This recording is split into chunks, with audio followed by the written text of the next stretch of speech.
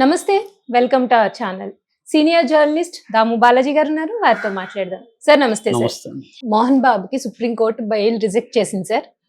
అసలు ఎందుకని సుప్రీంకోర్టుకి ఈయన ఏం పిటిషన్ వేసుకున్నారు, ఎందుకని రిజెక్ట్ చేసింది, ఈయన అరెస్ట్ అయ్యే అవకాశాలు ఉన్నాయన్నట్టు చెప్తున్నారు. అసలు ఏంటి సార్ ఈ కేసు?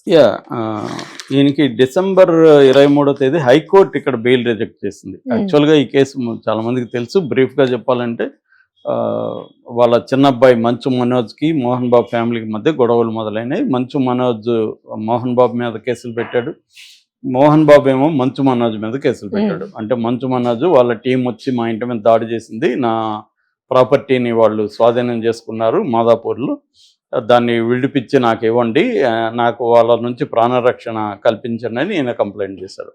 మనోజ్ ఏమో డైరెక్ట్గా మోహన్ బాబు మీద చేయలేదు, కానీ కొంతమంది వ్యక్తులు ఇలా చేశారు, సీసీటీవీ ఫుటేజ్లు కూడా తీసుకెళ్ళిపోయారు అని చెప్పారు. ఈ లోపల వాళ్ళ బ్రదర్ మంచు విష్ణు అమెరికా నుంచి వచ్చాడు, తను రంగంలో దిగాడు. దాంతో ఇంకా అది పెనవేసుకుపోయింది, చిక్కుముళ్ళు అంటారు కదా, అలాగా వెళ్ళిపోయింది. అతను ఏం చేశాడంటే మనోజ్కి సంబంధించిన బౌన్సర్లు అంతా తరిమేసి తన బౌన్సర్లు మోహన్ బాబు ఇంటి దగ్గర జల్పల్లి ఫామ్ హౌస్లో పెట్టాడు. ఎప్పుడైతే పెట్టాడో ఇతను ఏం చేశాడు, మంచు మనోజ్ తన బిడ్డ అక్కడ 9 months బిడ్డ అక్కడ ఉంది. సో తన 9 month ఫిమేల్ చైల్డ్ పాప ఉంది, ఆ పాపను తీసుకురావాలి నైట్ బయలుదేరి వెళ్ళాడు. అయితే అతనికి తెలుసు నేను వెళ్తే అక్కడ బౌన్సర్లు విష్ణు బౌన్సర్లు ఉన్నారు అడ్డుకుంటారని చెప్పి తన బౌన్సర్లు ఏమో రానివ్వట్లేదు. అందుకని తను ఏం చేశాడంటే కొంతమంది జర్నలిస్టులని రిక్వెస్ట్ చేశాడు, మీరు వస్తే నా మీద దాడులు చేయరు, వాళ్ళు కెమెరాలు అవన్నీ ఉంటాయి కాబట్టి. అంటే వీళ్ళు వెళ్ళారు, 5 ఇలాగా కొంతమంది జర్నలిస్టులు వెళ్ళారు. అయితే అక్కడ వాళ్ళు మనోజ్ ఊహించినట్టే ఇతన్ని రానివ్వలేదు. రానివ్వకపోయేసరికి మనోజ్ గట్టిగా వాళ్ళతో పెనుగులాడి గేట్లు ఓపెన్ చేసుకుని వెళ్ళాడు. ఆ క్రమంలో షర్ట్ కూడా చినిగిపోయింది. వెళ్ళిన క్రమంలో వీళ్ళు కూడా గేటు ఓపెన్ చేసినాక మనోజ్తో పాటే వీళ్ళు కూడా వెళ్ళారు. వెళ్ళినప్పుడు మోహన్ బాబు చాలా ఆగ్రహంతో, ఆయనకి ఇవన్నీ తెలియదు కదా, ఇతను పిలుచుకొచ్చాడా లేదా అని తెలియదు. అతనేమనుకున్నాడు, గత కొంతకాలంగా మీడియా మీద కోపంగా ఉన్నాడు. ఎందుకంటే ఇప్పుడు మోహన్ బాబు ఫ్యామిలీ గురించి ఇంత నెగిటివ్గా ఫస్ట్ టైం రాయడం మీడియా కూడా. విపరీతంగా మనోళ్ళు ఏంటంటే లేనిపోనివి రాసేయడంలో ఇవాళ మీడియా ఎలా ఉందో మనం చూస్తున్నాం. అలాగే లేనిపోనివన్నీ ఊహించి రాసేసి ఇదైంది. ఆయన చాలా బాధలో ఉన్నాడు, కోపంలోనూ బాధలోనూ ఉన్నాడు. ఆ టైంలో ఆయనకి ఇది కనబడేసరికి ఆయనకి కట్టలు దించుకున్న కోపం. మామూలుగానే ఏజ్డ్ పీపుల్కి బీపీ ఎక్కువ ఉంటుంది, ఈయనకి 78 అని ఆయనే చెప్పుకుంటున్నాడు. సో 78 yearsలో ఈ కోపంలో ఏం చేశాడు, ఆయన కన్నుమిన గనక రాగానే వీళ్ళకి తెలియదు కదా ఈ పాయింట్ ఆఫ్, వీళ్ళు ఆయన ఏమన్నా ఆయన మాట్లాడతాడేమో అనుకోని చెప్పండి సార్ అని వీళ్ళు మైక్ పెట్టారు. సో ఆయన కోపం వచ్చేసి మైక్ లాక్కొని ఇంకా కొట్టేశాడు. అప్పటికే ఆయన్ని వాళ్ళోళ్ళు టీము తీసుకున్నారు, లేకపోతే ఇంకా ఈ అబ్బాయికి ఇంకా గాయమైంది. అప్పటికి కూడా ఇక్కడ ఎముక ఎరిగింది. రంజిత్ అనే ఒక TV9 అబ్బాయికి, TV5 విలేకరులకు కూడా దెబ్బలు తగిలాయి. దాంతో వీళ్ళు కేసులు పెట్టారు. మొత్తం జర్నలిస్ట్ సంఘాల రంగంలో దిగినాయి. జర్నలిస్ట్ సంఘం మామూలుగా అయితే పోలీసులు ఫస్ట్ అత్యయత్నం కేసు పెట్టలేదు, మామూలుగా దాడి కేసు పెట్టారు. కానీ జర్నలిస్ట్ సంఘాలు ప్రెజర్ చేసే, ధర్నాలు చేసే, ఇవన్నీ చేసేసరికి పోలీసులు కూడా కేసు పెట్టాలని ఇదైంది. పైగా వీడియో ఫుటేజ్ ఉంది, అక్కడ ప్రత్యక్ష సాక్షులు ఉన్నారు. దాంతో 109 BNS భారతీయ న్యాయ సంహిత 109వ సెక్షన్ కింద ఆయన మీద కేసు పెట్టారు. అది హత్యాయత్నము కేసు అనమాట. హత్యాయత్నం అనేది నాన్ బెయిలబుల్ కేసు. దాని తర్వాత మన ఇక్కడ సిపి వాళ్ళు పిలిపించారు ఇద్దరిని. ఇటు మనోజ్ విష్ణు వెళ్ళారు. వెళ్ళి బైండ్ ఓవర్ ₹1,00,000 బైండ్ ఓవర్ ఇచ్చారు, మేము ఇంక మీదట గొడవలు చేస్తే ఈ ₹1,00,000 మీరే తీసుకోండి అన్నట్టుగా బైండ్ ఓవర్ రాసి వచ్చారు. వచ్చిన తర్వాత మళ్ళీ ఇప్పుడు ఎప్పుడైతే ఈయన దాడి చేశాడో ఈయన ఇమీడియట్గా మళ్ళీ వెళ్ళి హాస్పిటల్లో జాయిన్ అయిపోయాడు మోహన్ బాబు. 2 రోజులు ఎంతో ఉన్నాడు, మళ్ళీ వచ్చాడు. ఈ లోపల ఇంకా కొన్ని గొడవలు జరిగాయి. విష్ణు వాళ్ళ మదర్ బర్త్డేకి మన మనోజ్ చేస్తున్నప్పుడు అతను వచ్చి డీజిల్లో చక్కెర పోసి ఇబ్బందులు పెట్టాడు అనేది మళ్ళీ ఇతను కేసు పెట్టాడు.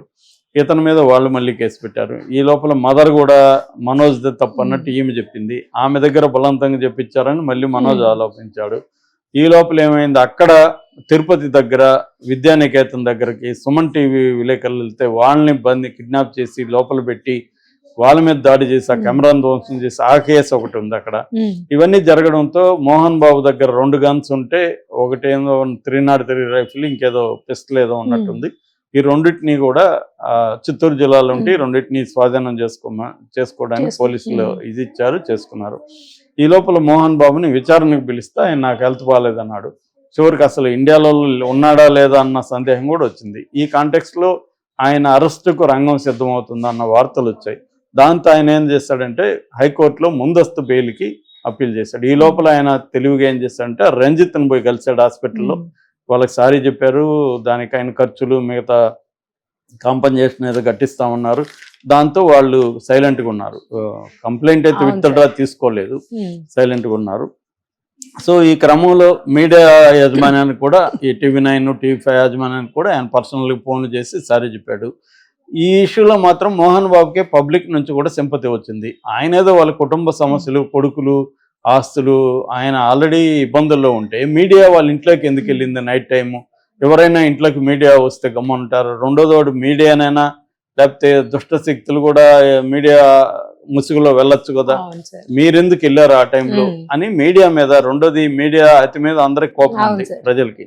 అందువల్ల ఈ విషయంలో మాత్రం పబ్లిక్ సింపతి మోహన్ బాబు వైపు ఉంది. పబ్లిక్ సింపతి అనేది సరిపోదు కదా, లీగల్ గా ఎలా ఉండాలి. సో ఈయన లీగల్ గా ముందస్తు బెయిల్కి వెళ్ళినప్పుడు కోర్టు ఈయనకి ముందస్తు బెయిల్ ఇవ్వలేదు. ఎందుకంటే ఇది అత్యాయత్నము, గట్టిగా పబ్లిక్ ప్రాసిక్యూటర్ ఆర్గ్యూ చేయడం వల్ల ఈయనకి ముందస్తు బెయిల్ రాలేదు. రాకపోయేసరికి ఈయన కొద్ది రోజులు ఎక్కడో మిస్ అయినట్టుగా ఉన్నాడు, కనబడలేదు చాలా రోజులుగా. అయితే ఇప్పుడు ప్రశ్నలు ఏమొస్తున్నాయంటే, అల్లు అర్జున్కి సంబంధం లేకపోయినా ఆయన జస్ట్ వెళ్ళాడు అంతే, ఆయనకి చనిపోయిన ఆమెకి సంబంధం లేదు. అది పోలీసుల అక్కడ సెక్యూరిటీ కానీ జనాల్ని లోపలికి పోనకుండా అడ్డుకోవడంలో పోలీస్ ఫెయిల్యూర్ కనబడుతుంది. దీని మీద హ్యూమన్ రైట్స్ కమిషన్ కూడా అడ్వకేట్స్ కంప్లైంట్ చేశారు. హ్యూమన్ రైట్స్ కమిషన్ కూడా పోలీసుల నుంచి నివేదిక కోరింది. ఈ కాంటెక్స్లో అల్లు అర్జున్ మాత్రం అరెస్ట్ చేసి జైల్లో పెట్టి అతన్ని ఏదో పెద్ద దోషులాగా చిత్రీకరించడానికి సాక్షాత్తు ముఖ్యమంత్రి అసెంబ్లీలో మాట్లాడుతున్నాడు. ఇక్కడ మోహన్ బాబు డైరెక్ట్గా అటాక్ చేసి అతనికి కొద్దిగా అంటే కన్ను పోయిండేది, ఇంకా గట్టిగా తగిలింటే ప్రాణం పోయిండేది, చేస్తే మాత్రం అతని మీద కేసు లేదు, అతను అరెస్ట్ లేదు, అతని మీద 109 పెట్టి అతన్ని ఎందుకు మీరు అరెస్ట్ చేయట్లేదు అన్న విమర్శలు గవర్నమెంట్ మీద వస్తున్నాయి. ఈ నేపథ్యంలో ఇప్పుడు తను కానీ బెయిల్ కానీ రాకపోతే ఖచ్చితంగా అరెస్ట్ చేయాల్సిన ప్రెజర్ గవర్నమెంట్ మీద ఉంటుంది, లేకపోతే పక్షపాతం క్లియర్ కనబడుతుంది. అందుకని మోహన్ బాబు ఇప్పుడు సుప్రీంకోర్టుకు నిన్న ముందస్తు బెయిల్ వేశాడు. అంటే ఈ హైకోర్టు ఆదేశాలను ధిక్కరిస్తూ పిటిషన్ వేశాడు ముందస్తు బెయిల్ ఇవ్వమని. అయితే అక్కడ ఏం జరిగింది, ఈయన ముకుల్ రోహత్గిని అడ్వకేట్గా పెట్టుకున్నాడు. అక్కడ మామూలుగా ఏం జరుగుతుందంటే కోర్టులలో ఇప్పుడు ఒక దగ్గర లిస్టింగ్ ఉంటుంది. ఆ లిస్టు ప్రకారం ఆ రోజు ఫైల్స్ చూస్తారు జడ్జెస్. ఇప్పుడు ఒక లిస్ట్ వచ్చే లోపల ఇదే అడ్వకేట్ ఇంకొక కోర్టులో, సుప్రీంకోర్టు అంటే దాదాపు 50 కోర్టులు ఎన్నో ఉంటాయి లోపల బెంచెస్. సో అక్కడికి వెళ్ళాలి కదా, వేరే దగ్గరికి వెళ్ళినప్పుడు ఇది వచ్చింది అనుకో, అప్పుడు ఏంటంటే 2 రకాలు అడుగుతారు. ఒకటి అడ్జర్న్మెంట్, రెండోది పాస్ ఓవర్ అంటారు. అడ్జర్న్మెంట్ అంటేమో పోస్ట్ పోన్ చేయమని, పాస్ ఓవర్ అంటేమో దీన్ని పక్కన పెట్టి మిగతా లిస్ట్ చూసుకోండి, ఈ లిస్ట్ అయిపోయినాక దీన్ని చేయండి అనే దాన్ని పాస్ ఓవర్ అంటారు. అలాగా పాస్ ఓవర్కి అడిగారు అనమాట. ఎందుకంటే ముకుల్ రోహిత్ వేరే దగ్గర ఉన్నారు, కానీ కోర్టు ఒప్పుకోలేదు పాస్ ఓవర్కి. అలా పెట్టడానికి లేదు, ఇప్పుడే రావాలని. దాంతో గురువారానికి పోస్ట్ పోన్ చేశారు. అయితే గురువారానికి పోస్ట్ పోన్ అయితే ముకుల్ రోహిత్కి మళ్ళీ వచ్చాడు అక్కడి నుంచి. వచ్చి సార్ ఇప్పుడు నేను వచ్చాను కదా నాది చూడండి అంటే, అట్ట కుదరదు, గురువారం రండి అని చెప్పింది కోర్టు. మామూలుగా పాస్ ఓవర్లు అనేవి జరుగుతుంటాయి, ఇవన్నీ రెగ్యులర్గా జరిగే కార్యక్రమాలు. కానీ ఒక్కోసారి కోర్టు కూడా నమ్మాలి నిజమైన కారణంతోనే పాస్ ఓవర్ అడుగుతున్నారని. కోర్టు కన్విన్స్ కాలేదనుకో పాస్ ఓవర్ని రిజెక్ట్ చేయొచ్చు, కోర్టు పెరగటం అది అంటే కోర్టుకు ఉండే హక్కు. సో అలాగా ఇప్పుడు కోర్టు గురువారానికి పోస్ట్పోన్ చేసేసింది. సో గురువారం వరకు ఈయనకి బెయిల్ లేదు. ఈయన్ని గురువారం లోపల అరెస్ట్ చేయాలనుకుంటే చేసేయచ్చు, అడ్డేం లేదు. కానీ పోలీసులు కూడా చేయట్లేదు. అంటే ఇక్కడ ఏదన్నా జరిగిందా బ్యాక్ ఎండ్లో అనే ఒక డౌట్ కూడా ఉంది. అంటే మోహన్ బాబు ఏమన్నా ఒప్పందాలు ఏమన్నా చేసుకున్నాడా, లేకపోతే అతన్ని మాత్రం ఆగమేఘాల మీద అరెస్ట్ చేసి మోహన్ బాబుని ఎందుకు అరెస్ట్ చేయట్లేదు? లాస్ట్ మంత్ 24 డిసెంబర్ 24 23 విచారణకు రాకపోతే అవును మేము సార్. అరెస్ట్ చేస్తామని ప్రకటించిన సిపి ఉమ్, ఇప్పుడు దాదాపు 2 వారాలు అయిపోతా ఉంటే ఉమ్. ఎందుకు మోహన్ బాబుని అరెస్ట్ చేయట్లేదు? అసలు ఇండియాలో ఉన్నాడా, పారిపోయాడా?